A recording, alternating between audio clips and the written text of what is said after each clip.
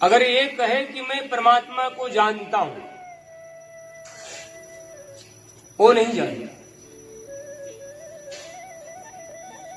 अगर जो ये कहे कि मैं नहीं जानता, वो जानता है। क्या मैंने बोला? अगर जो कहे कि मैं परमात्मा को जानता हूं, वो नहीं जानता, वो मिथ्यावादी है। और जो ये कहे कि मैं नहीं जानता, वो जानता है। क्योंकि बड़े बड़ाई ना करे, बड़े बड़ाई ना करे, बड़े न बोले बोल, रही मन हीरा कब कहे, लाख टका मोल। क्योंकि जो बड़े होते हैं वो अपनी बड़ाई अपनी प्रभुता, अपना रहस्य वो अपने मुख से नहीं कहते। बड़े बड़ाई ना करे, बड़े न बोले बोल, और बड़कपन की भाषा नहीं बोली, अहंकार की भाषा नहीं बोली, अपने पहचान की भाषा नहीं बोली। वो प्रभु का पहचान बनाना चाहते हैं। इसलिए मैं इसको विधिवत समझा रहा हूं कि बड़े जो होते हैं वो अपनी बड़ाई नहीं करते, वो अहंकार की भाषा नहीं बोलते। कैसे? जैसे हीरा अपने मूल्य को, अपनी कीमत को स्वयं नहीं बताता। इसलिए आज की संस्था ही बिगड़ती जा रही है। आज की संस्था बिगड़ती जा रही है। जटाभारा जिनर्नयुक्तम दंभिका भेषधारिण, भ्रमंति ज्ञानवालोके भ्रामंति जनानपि। श्री हरि ने कहा, जटाभारा जिनर्नयुक्तम, लंबी लंबी जटाओं वाले, जटा का बोझ, जटा का भार ढोने वाले, जटाभारा जिनर्नयुक्तम, और दंभ का सा भेष बनाने वाले। जटाभारा, जटा का बोझ उठाने वाले, जटा का भार ढोने वाले।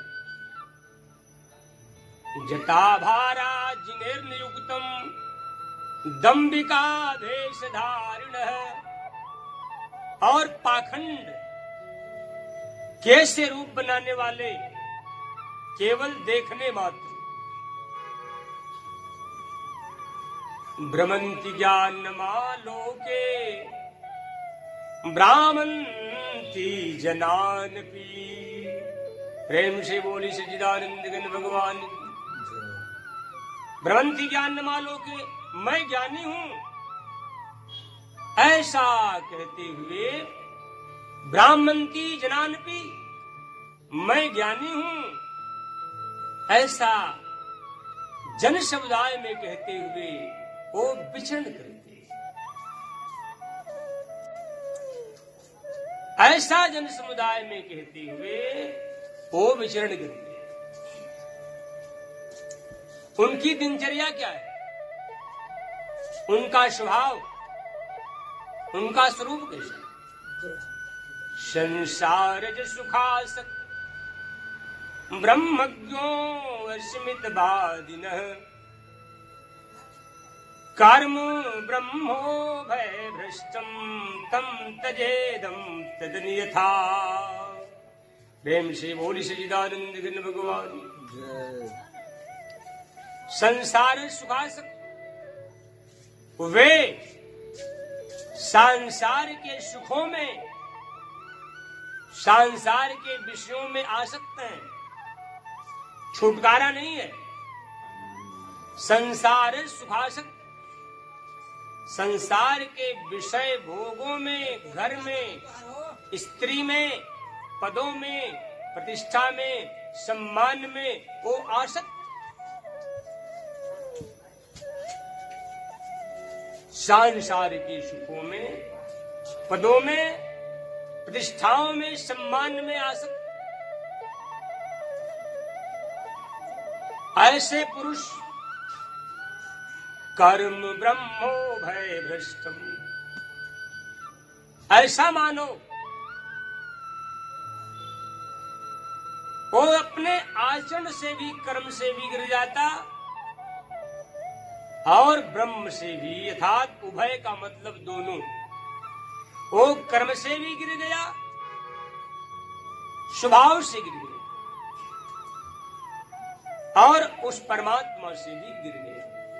कौन?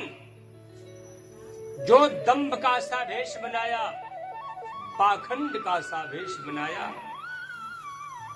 काल नेमी की तरह, रावण की तरह, वो कर्म से भी गिरा और उन परमात्मा से। इसीलिए मैंने कहा, लेकिन ध्यान रखना, हे भगवान के प्रेमी जनों, साधु जनों, संसार में सभी संत ऐसा नहीं होते और सबको एक ही समान न ले लेना। सबको एक समान, एक ही श्रेणी में न बना लेना, क्योंकि इसी दंभ के झुंड में, इसी पाखंड के झुंड में वो महात्मा ज्ञानी भी रहा करते। परंतु इस रहस्य को जानने के लिए आपको साधु संगति चाहिए। साधु संगति में जब रहेंगे तो संतों के पहचान का रहस्य बताया जाता है। अर्जुन ने भगवान श्री कृष्ण से कहा, प्रभु मैं कैसे जानूं कि सामने वाला ज्ञानी है? मैं कैसे जानूं सामने वाला स्थित प्रज्ञ है? मैं कैसे जानूं सामने वाला आपको प्राप्त है? स्थित प्रगस्य का भाषा समाधिस्थ केशव, स्थिति किम प्रभासेत किमासन ब्रजेत किम। स्थित प्रज्ञ पुरुष का क्या लक्षण होता है? स्थित प्रगस्य का भाषा, वो कैसे बोलता है, कैसे बैठता है और कैसे चलता है। भगवान ने इस विषय में अर्जुन को उत्तर बताया है। तो जब तक आप साधु संगति नहीं करेंगे, संत के शरणागति में नहीं रहेंगे, तो दंभ साधुओं के झुंड में भी, साधुओं के समूह में भी पाखंडी घुमा करते हैं, दंभी घुमा करते हैं। आप नहीं पहचान पाएंगे कि कौन संत है और कौन असंत। इस रहस्य को जानने के लिए आप सबको संत शरणागति चाहिए। अकस्मात अगर साधु को पहचानने में आप भूल भी कर गए, फंस गए सीता की तरह, तो परमात्मा आपको छोड़ नहीं सकता। दंभ पूर्वक साधु का वेश बनाकर सीता को जब रावण ले गया, तो सीता तो परम पवित्र भगवान के शरणों में, भगवान के पास रहने वाली भगवान की प्रियतमा थी। लेकिन क्या भगवान राम ने छोड़ा? सीता की रक्षा की।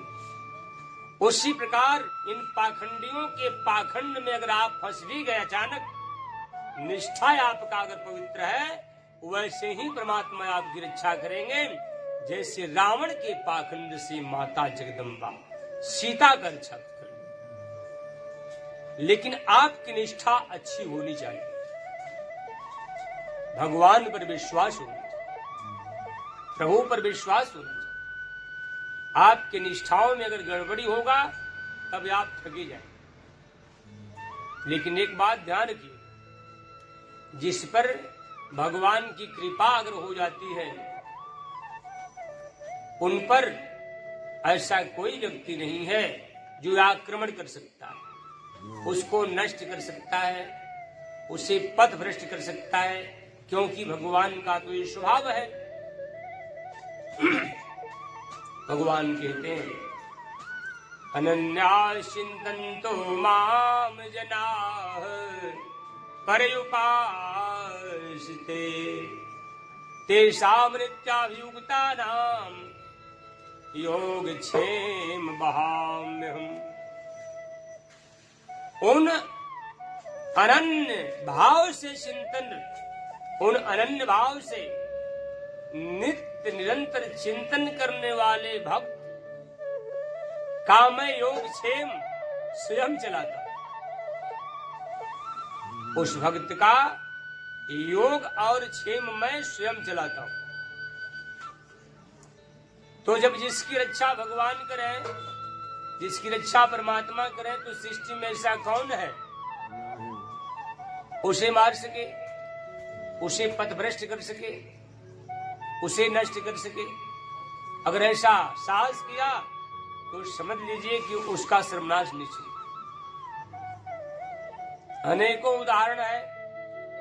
प्रहलाद जी महाराज को हिरण्यकश्यपु ने मारना चाहा, मार पाया?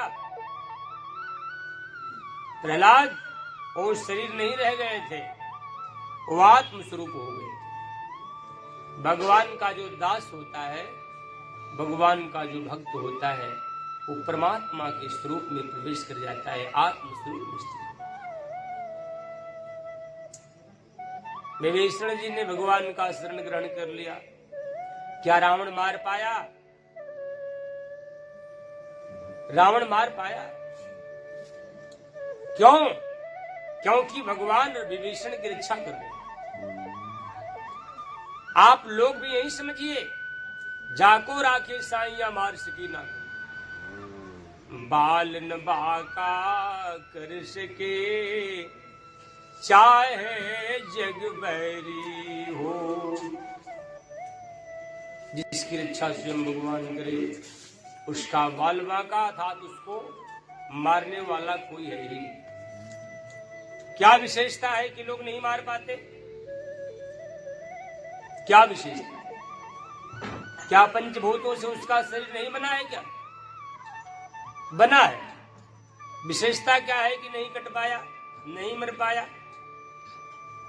क्योंकि वो जीव नहीं रह गया है,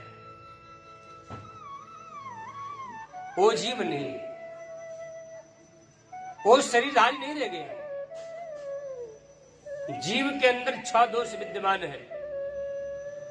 हर्ष शोक ज्ञान अज्ञाना, जीव धर्म यह मिति अभिमाना। हर्षित होना और विषाद करना, ज्ञान का हो जाना और अज्ञान का, अहमिति अभिमाना, अहंकार का हो जाना, अभिमान हो जाना। इस प्रकार का ये 6 दोष विद्यमान है, ये जीव के अंदर है। लेकिन आत्मा में ये नहीं है, आत्मा में ये नहीं है। प्रहलाद जी महाराज का स्वरूप ये आत्ममय हो गया। प्रहलाद जी का स्वरूप आत्ममय हो गया। सर्वत्र ईश्वरमय देखते, सियाराम में सब जग जानी, ऐसा वो देखते थे कि सब जगह मेरे वासुदेव खड़े हैं, हम में, तुम में, खड़क खम्भ में, सब में व्यापक। इस सृष्टि के कण कण में प्रहलाद जी महाराज अपने परमात्मा को देखते, इष्ट को देखते। इसलिए आत्ममय जब कोई आत्मा अगर हो जाए, कोई शरीरधारी प्राणी साधनांतर्गत स्थित होकर के सद्गुरु कृपा योगाभ्यास के द्वारा जब आत्मा में जाकर स्थित हो जाता है तो इस सृष्टि की कोई भी सृष्टि में ऐसे कोई भी अस्त्र नहीं बने हैं। नैनम छिन्दन्ति शस्त्राणि नैनम दहृता न शैनम क्लेदयन्ति आपो न शोक्यति मारुतः।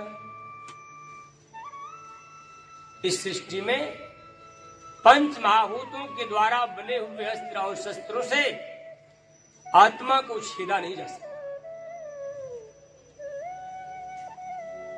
अग्नि उसे जला नहीं सकती और जल उसे गीला नहीं कर सकता और हवा उसे सुखा नहीं सकती। इसलिए जो दास जो सेवक परमात्मा के स्वरूप में जब स्थित होता है, आत्म स्वरूप में जाता है, उसकी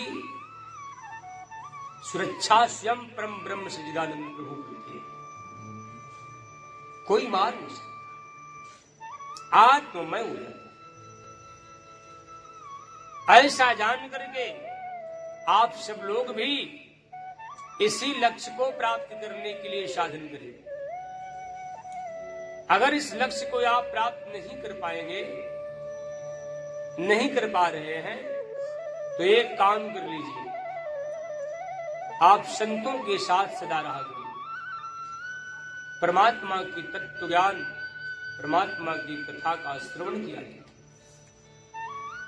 बहुत बड़ा लाभ होगा। आप योगाभ्यासी नहीं हैं, आप ध्यानाभ्यासी नहीं हैं, आप ज्ञानी नहीं हैं, लेकिन आप भक्ति मार्ग पर चलने वाले भक्ति मार्गी बने। भक्ति मार्ग को अनुगमन करें। भक्ति मार्ग से जाने वाला आत्मा बहुत सुगमता से, बहुत ही सरलता से उन परम ब्रह्म परमात्मा को प्राप्त कर जाता है। कैसे?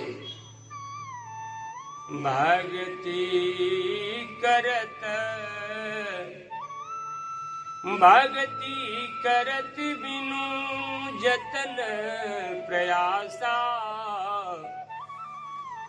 तव भव मूल भेद भ्रम नासा। भक्ति करने से बिना ही परिश्रम का, इसमें परिश्रम क्या लगेगा आपका? भक्ति करने में क्या परिश्रम है? न तो जंगल में जाना है, न तो ब्रह्मचारी बनना है आपको, न तो संन्यास लेना है, न घर द्वार छोड़ना है। भक्ति में करना क्या है आपको?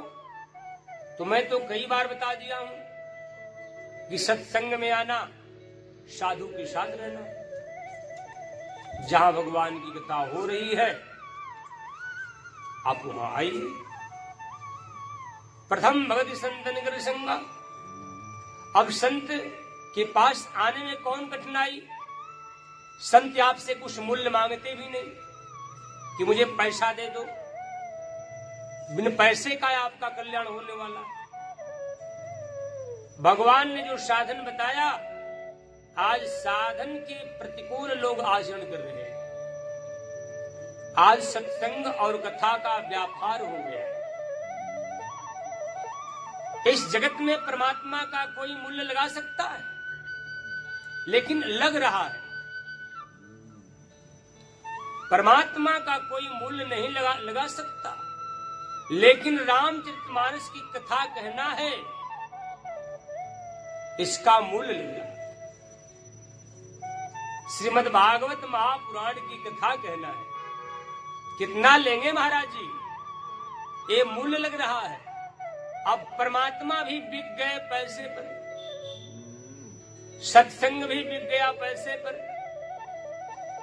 जो कि सत्संग में किसी प्रकार का एक पैसा भी वेदों में नहीं लिखा गया कि सत्संग करने में कहीं पैसा भी दिया जाता है। सत्संग करने का पैसा मैं बताऊं, कौन पैसा लगता है? सत्संग का यही पैसा है। याद रखिएगा, सत्संग का मूल्य क्या है? सत्संग पैसे पर क्रय विक्रय करने का चीज नहीं। राम कथा, हरि कथा, श्रीमद् भागवत कथा पैसे पर क्रय विक्रय करने का चीज नहीं है। साधु जनों, भगवान के प्रेमी जनों, सुखदेव जी महाराज ने जो महाराज परीक्षित को कथा सुनाए, माता गंगा के पवित्र तट पर पैसा नहीं मांगा गया। महाराज परीक्षित ने कहा कि जिसकी मृत्यु 7 दिन में होने वाली है, भगवान आप तो ब्रह्मनिष्ठ है, आप तो भगवान के स्वरूप हैं, जिसकी मृत्यु 7 दिन में होने वाली है, उस मानव को क्या करना चाहिए? और सदा जीवन में नित्य निरंतर मानव को क्या करना चाहिए? एक 2 प्रश्न किए महाराज परीक्षित। सुखदेव जी महाराज ने महाराज परीक्षित से कुछ मूल्य नहीं मांगा। उस स्थान पर गंगा जी के पावन तट पर एक केवल महाराज परीक्षित नहीं थे, वहां वशिष्ठ, अंगिरा, भृगु, मरीचि, असीत, देवल, भगवान वेदव्यास, बड़े से बड़े ध्यानी, ज्ञानी, मुनि, नारद आदि सब लोग वहां प्रकट हुए। बहुत ज्ञानी विज्ञानी वहां आकर कथा सुनते। क्या मूल्य मांगा गया? यही नहीं, हरिद्वार के आनंद घाट पे नारद जी जजमान बने और सनकादि ऋषिगण प्रवक्ता बने। क्या वहां भी सभी देवता, ज्ञानी विज्ञानी, सभी साधु संत आए? क्या वहां नारद जी जजमान जब बने तो पैसा मांगा गया? धुंधकारी जब पथ भ्रष्ट हो गया, नरकगामी जब हो गया, जिस समय गौकर्ण जी महाराज ने धुंधकारी को कथा सुनाए, संपूर्ण समाज को कथा सुनाए, तो क्या वहां पैसा मांगा गया? द्रव्य मांगा गया? कदापि नहीं। जब अतीत में ऐसा है ही नहीं, तो वर्तमान में हम भगवान को भला पैसे पर क्यों बेच रहे? पैसे पर होते बताऊं। इसलिए ये सब दंभ हो गया, दिखावे के लिए हो गया। ये रामायण व्यापार हो गया, रामायण व्यापार बन गए। श्रीमद् भागवत पुराण, महापुराण ये व्यापार हो, सत्संग व्यापार हो गया, कथा व्यापार हो गया। इसलिए ऐसे अपवादों से जो साधु जन होंगे, जो सज्जन जन होंगे, वो बचे। सत्संग पैसे पर क्रय विक्रय करने का चीज नहीं होता। ज्ञान पैसे पर क्रय विक्रय करने का चीज नहीं होता। ये तो निस्वार्थ निष्कपट भाव से जन कल्याण के लिए, जनहित के लिए स्वतः ही प्रभु इच्छा से इसको वितरण किया जाता है, स्वतः दिया जाता है। मैंने अभी बताया कि जिसको सत्संग, जिसको ज्ञान चाहिए, सत्संग चाहिए, तो सत्संग का मूल्य पैसा क्या है? तो सत्संग में पैसा लगेगा, लेकिन कौन पैसा है याद रख लीजिएगा। इस पैसे को याद रख करके आप अपना जीवन सफल बनाइए। तद्वदधि प्रणिपातेन परिप्रश्नेन सेवया उपदेशन्ति ते ज्ञानम ज्ञानी तत्वदर्शिनः। प्रेम से बोलिए सच्चिदानंद घन भगवान की। तद्वदधि प्रणिपातेन परिप्रश्नेन सेवया। भगवान ने कहा, जाओ अर्जुन, हे पार्थ जाओ, तत्वदर्शियों के पास जाओ। उन्हें साष्टांग प्रणाम करने से पैसा याद करिए। सत्संग का मूल्य क्या है? साधुओं का दक्षिणा क्या है? साधुओं की सेवा क्या? भगवान ने कहा संत के पास जब जाना, पार्थ ज्ञानियों के पास जब जाना तो उन्हें साष्टांग प्रणाम करना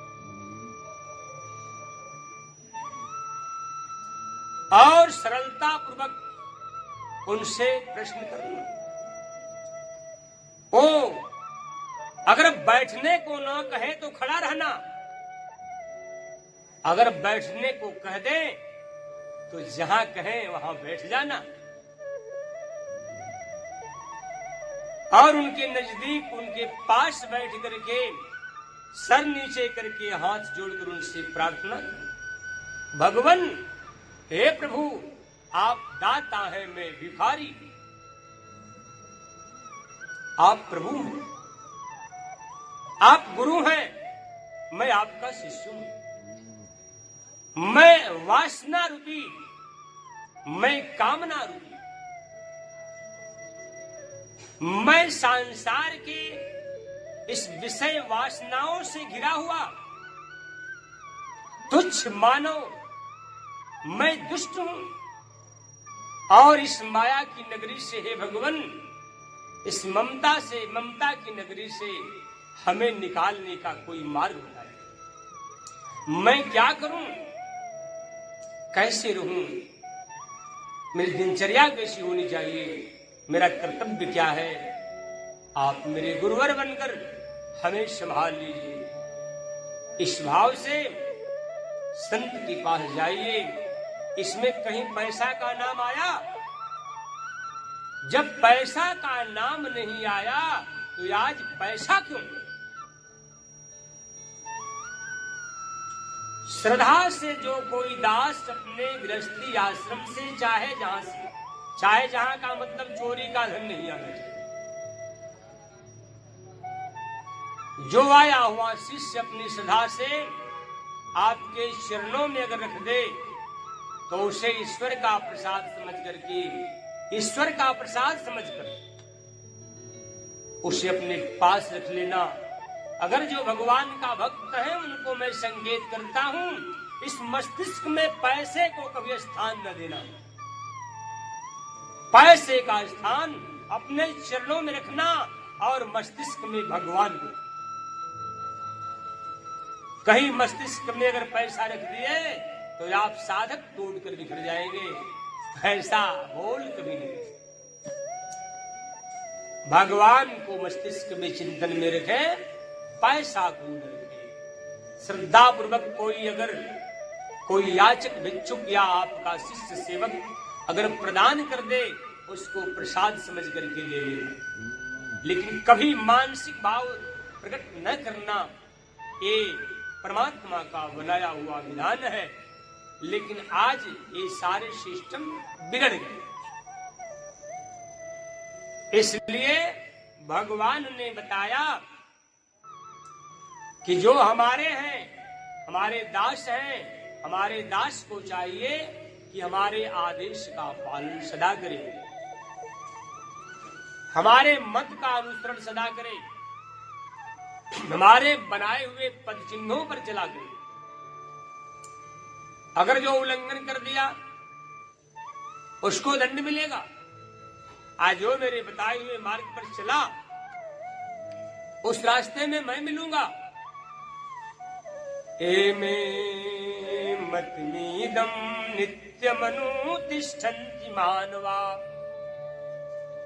सुधावन्तो यन्सुयन्तो मुच्यन्ते तेयपि कर्मभिः। एमे मतमीदम तिष्ठमत्, एमे मतमीदम। भगवान बोले कि जो मेरे बताए हुए मार्ग का अनुगमन करेगा, नित्य मनोतिष्ठन्ति मानवा, हमारे बताए हुए पद चिन्हों पर जो मानव चलेगा, श्रद्धावंतो श्रद्धापूर्वक मेरा चिंतन करते हुए, मेरी भक्ति करते हुए और संपूर्ण पापों से मुक्त हो जाए, मैं उसे अपना परम धाम दूंगा, जन्म और मृत्यु के महान चक्र से निकालूंगा। और जो मेरे मार्ग का अनुसरण नहीं किया, मेरे मार्ग का खंडन कर दिया, मेरी आज्ञा को तोड़ दिया, मर्यादा को भंग कर दिया, एते तदभ्यस्यन्तो नानुतिष्ठन्ति मे मतम सर्वज्ञान विमूढ़ान् तार्मिदधीनष्ठान् चेतसः। प्रेम से बोली सच्चिदानंद घन भगवान। जो मेरे बताए हुए मार्ग पर नहीं चला, संपूर्ण ज्ञानों में मोहित हुआ उस मूढ़ को, जो मेरे बताए हुए मार्ग पर पद चिन्हों पर नहीं चला, संपूर्ण ज्ञानों में सर्वज्ञान विमूढ़ांश, संपूर्ण ज्ञानों से मोहित हुआ उस मूढ़ को तुम नष्ट हुआ ही समझ। ऐसा जानकर आज आप सब लोग भगवान के बनाए हुए पद चिन्हों पर चले। मैं आगे ही बोला था कि परमात्मा इस सृष्टि के अंदर सब जगह व्याप्त है, लेकिन सब जगह व्याप्त हुए परमात्मा को सब लोग नहीं जान पाएंगे। जब ब्रह्मा विष्णु शिव और अनंत भगवान शेषनाग नहीं जान पाए, तो इस सृष्टि में ऐसा बेचारा कौन है जीव जो उनको जाने। उनको जानने का स्रोत है भक्ति का मार्ग, सहज उपाय है। ज्ञान मार्ग कठिन मार्ग है, परमात्मा को जानने का सहज मार्ग है भक्ति का मार्ग, जो संतोषी प्राप्त होता है। वो भी भगवान की कृपा से। प्रभु अगर आपको जनाना चाहते हैं तो आप जान जाएंगे, आपको जनाना नहीं चाहते आप नहीं जानेंगे। सत्संग, साधुओं के साथ रहना, उनसे वार्तालाप करना, उनके चरणारविंदों की सेवा करना और सरलतापूर्वक प्रश्न करना, ये भगवान की भक्ति मानी गई।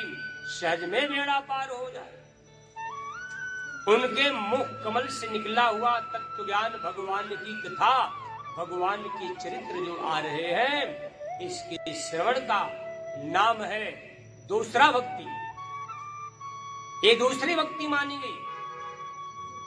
उनके चरण की सेवा, गुरु के चरण की सेवा अर्थात उनके आदेश का पालन तीसरी भक्ति। चौथी भक्ति मम गुणगन भगवान का चौथा भक्ति ये माना गया कि परमात्मा के गुण समूह को कपट छोड़कर, छल छोड़ करके आप सुने और कहे। चौथी भक्ति मम गुणगन करे कपट तज गान। कपट छोड़कर गान भी करे, श्रवण भी करे, आपका बेड़ा पार हो। क्या इसमें परिश्रम? जंगल में जाने का इसमें नाम नहीं आएगा, इतना जान लीजिए।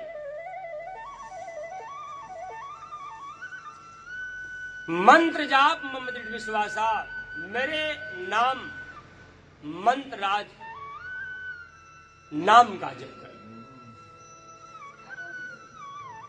मेरे मंत्रराज राम नाम का जप, शिव नाम का जप, हरि नाम का जप, ओम नाम आदि आदि जिसकी जो इष्ट है, विश्वास के साथ मंत्र जाप मम दृढ़ विश्वासा, और विश्वास मुझ पर मानो। छठतम शील विरति बहु कर्मा, बहुत कर्मों से वैराग ले लो। बहुत कर्मों को करने से क्या फायदा? मैं तो कई बार बता ही चुका हूं, मोह सा मोह कर्मणो मोह ज्ञाना विचेत। या झूठ ही लेना, झूठ ही देना, झूठ ही भोजन, झूठ चबेना। इसलिए छठतम शील विरति बहु कर्मा, छठवीं भक्ति आप सिली बन जाओ। शीलता का नाम है।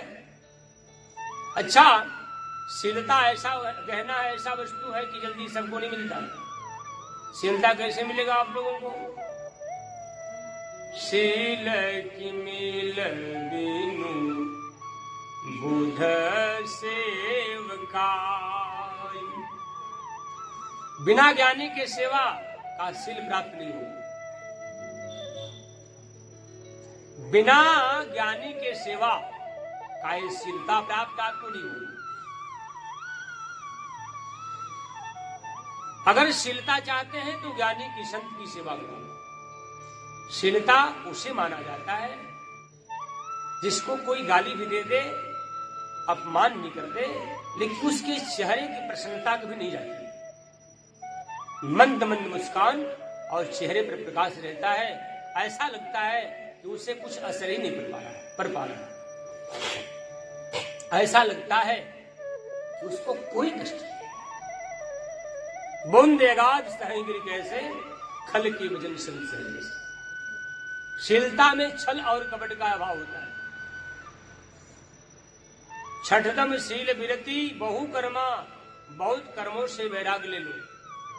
क्या फायदा? कर्म करो, उतना ही करो जिससे मन आपका शांत रहे। करो, उतना ही करो जिससे आप सुखपूर्वक भोजन कर सको। करो, उतना ही करो कि जब आप बिस्तर पर सोने जाए तो शांति से सो सके। करो, उतना ही करो कि आपके मन पर किसी प्रकार का कोई दबाव और बोझ न हो। करो कर्म, लेकिन वेद के आधार से, वेद विहित हो, शास्त्र के आधार से करो कर्म, लेकिन अपने हृदय में उन भगवान को प्रभसी नगर की जय सब काजा, प्रभसी नगर की जय सब काजा,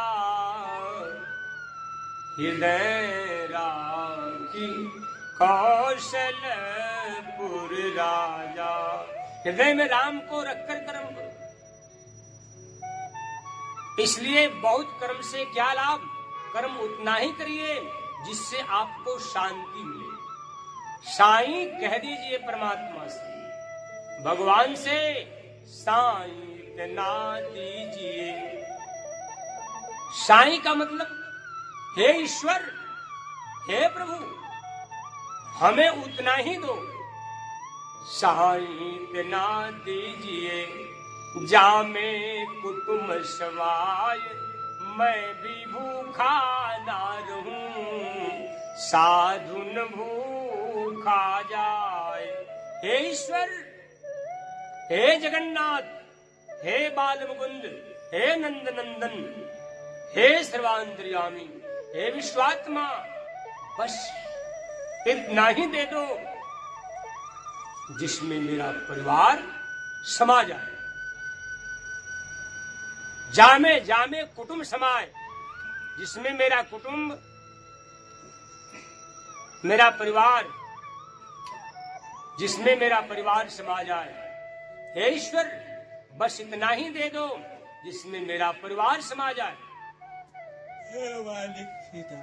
मैं भी भूखा न रह सकूं और मेरे पास, मेरे दरवाजे पर कोई साधु अगर आ जाए, आपके दास आ जाए, आपके सेवक आ जाए, तो मैं उनकी सेवा कर सकूं।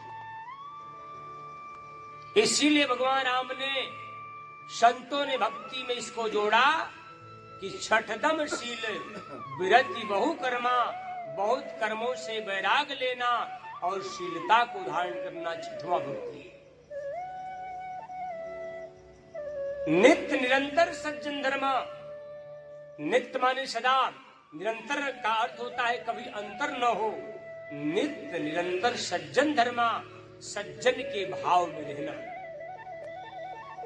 सील गहनी सबकी सहनी, कहनी मुख राम, तुलसी रहिए यही रहनी, संत जनन को काम।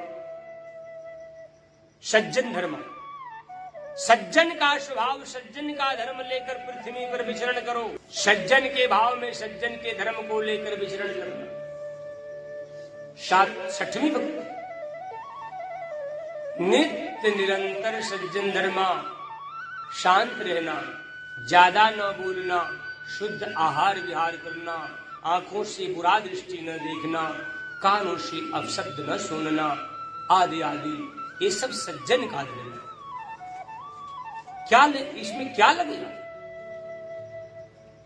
इसमें न कोई पैसा लगता है, न कोई परेशानी है। ये तो अपने स्वभाव से करना है, न कोई दबाव है आपको। अपने मन, अपने हृदय, अपने शरीर और स्वतः करना। इसलिए भगवान का आदेश भक्ति करो, सरल उपाय है मेरी प्राप्ति। सातों श्रम मोहि मैं जग देखा। इस सृष्टि में आंख खुले तो मेरा दर्शन। मैं जग देखा, इष्ट का दर्शन करो, मुझ राम का दर्शन करो। सृष्टि में सिया राम मैं सब जग जाना। 7वीं भक्ति, और मुझसे भी अधिक मोते अधिक संत कर ले। हमसे भी ज्यादा प्रेम संतों से करना,